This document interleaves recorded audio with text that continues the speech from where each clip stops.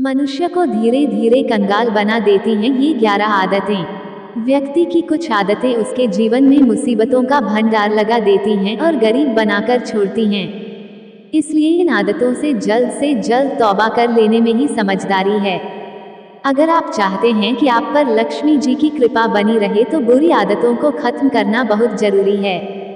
व्यक्ति की बुरी आदतें और कर्म होते हैं जो उसको राजा से फकीर बना देते हैं। किसी भी व्यक्ति की अच्छी या बुरी आदत उसकी कुंडली में मौजूद ग्रहों की स्थिति को बदलती हैं। अच्छी आदतें ग्रहों को मजबूत करती हैं और बुरी आदतें ग्रहों को कमजोर करने का काम करती हैं। इसलिए माँ लक्ष्मी की कृपा पाने के लिए अपनी बुरी आदतों पर ध्यान देना बहुत जरूरी है। कुछ बुरी आदतें ऐसी होती हैं जिनकी वजह से खूब प्रयास के बाद भी सफलता नहीं मिलती है और धन संबंधी समस्या हमेशा बनी रहती है। ऐसे में आपकी जरा सी लापरवाही से आपको दरिद्रता का सामना कर पड़ सकता है। आइए जानते हैं ऐसी 11 आदतों के बारे में जिनसे हमेशा दूर रहना चाहिए।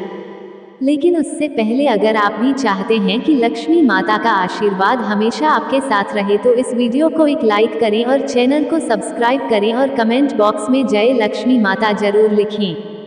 नंबर 1, गंदग। अपने आसपास गंदगी बिल्कुल ना होने दे। गंदगी से नकारात्मकता आती है और लक्ष्मी जी नाराज हो जाती हैं।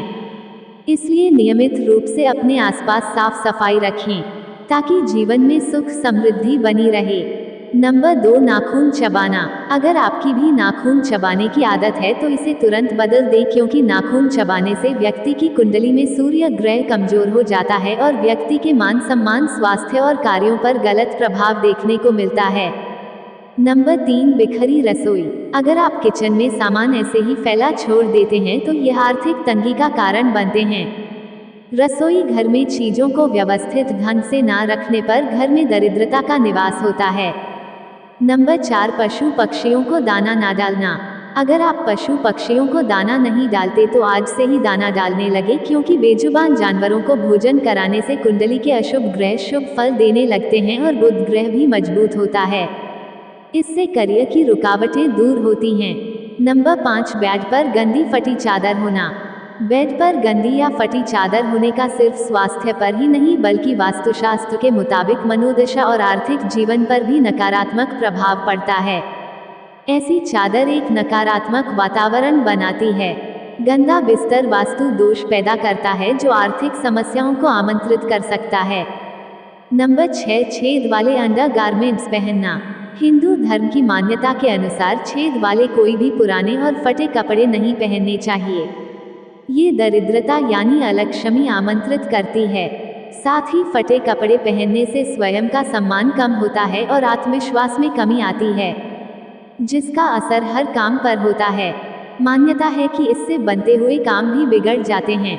नंबर 7, खाना खाकर बर्तन में ही हाथ धोना। खाना खाकर बर्तन में ही हाथ धोने से माँ लक्ष्मी और देवी अन्नपूर्णा दोनों नाराज हो जाती हैं। धार्मिक मान्यता है कि अन्न देवी अन्नपूर्णा का स्वरूप है। खाना खाने के बाद बर्तन में ही हाथ धोना देवी अन्नपूर्णा का अपमान माना जाता है। माना जाता है कि यह आदत धीरे धीरे घर में कंगाली ले आती है। नंबर 8, रात भर सिंक में झूठे बर्तन रखना।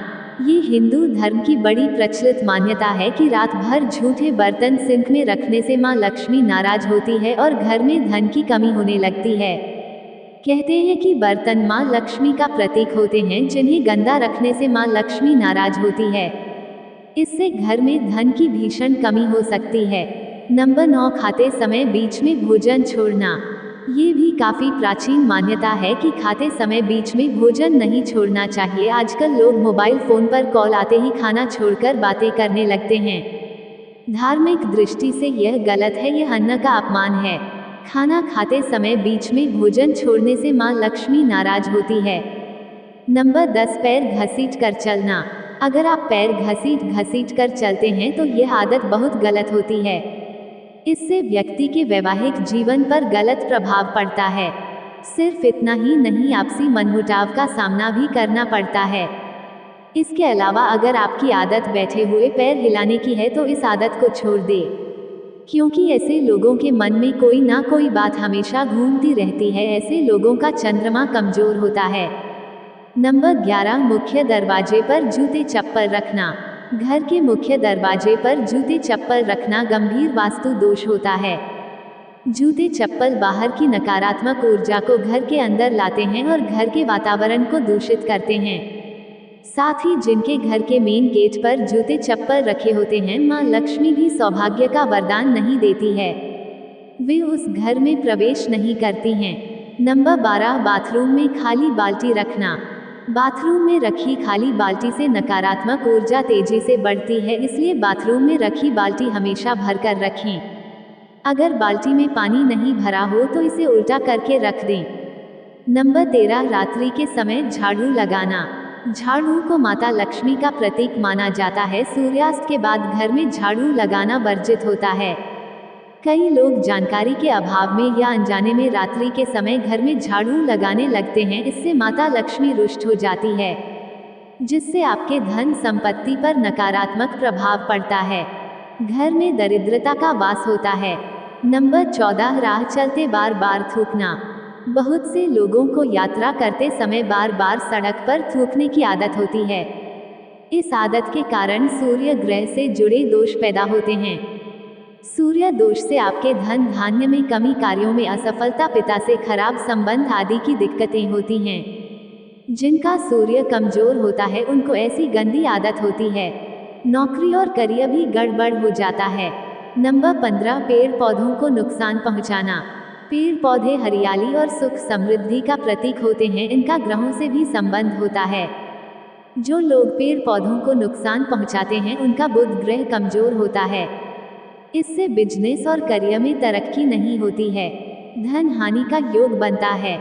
पीपल, नीम, तुलसी, वटवृक्ष, शमी, बेल, आंवला आदि के पेड़ों को नुकसान नहीं पहुंचाना चाहिए, ये देव वृक्ष है। नंबर 16, रात में कपड़े धोना। वास्तुशास्त्र में रात के समय में कपड़े धोने की मनाही है। जो लोग रात के समय में कपड़े धोते हैं उनके यहाँ नकारात्मकता बढ़ती है।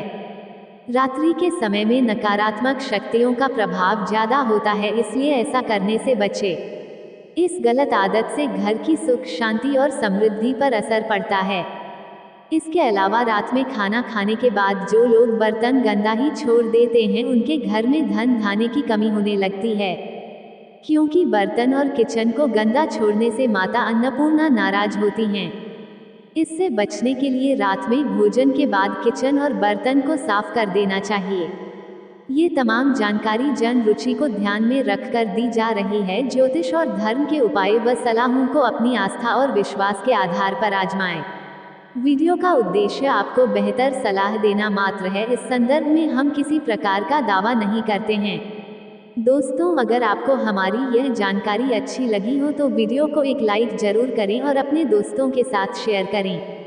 चैनल को सब्सक्राइब करना ना भूलें ताकि आपको हमारे नए वीडियो की नोटिफिकेशन मिलती रहे। वीडियो देखने के लिए आपका धन्यवाद। जय श्री राम, जय बजरंग बली।